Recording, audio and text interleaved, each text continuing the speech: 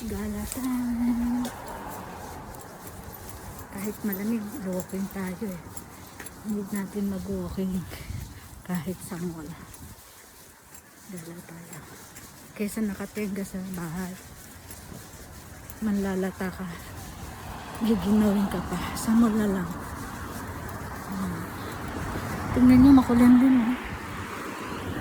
Guys, malilibang pa tayo pag sa mall. Kahit window shopping lang tayo. Gina super gina.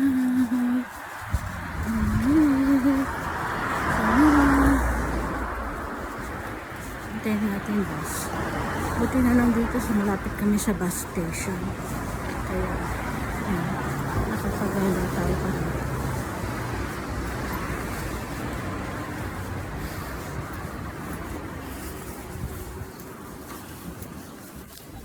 Hintayin natin ang bus.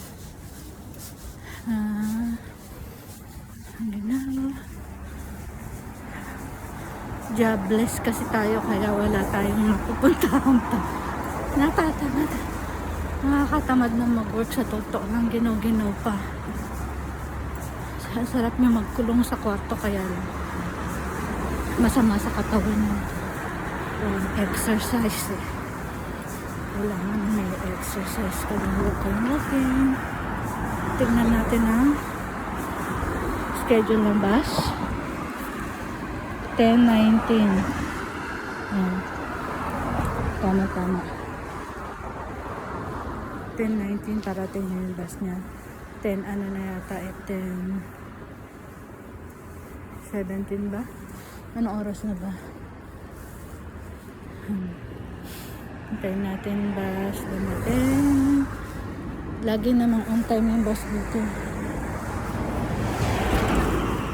Hindi naman on time. Minsan nalilate sila ng 5 minutes.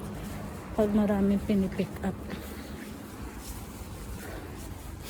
Doon ko nakikita dumadating yung bus. Doon. Pag nakita mo na yung guru ring, yun na. Diyan.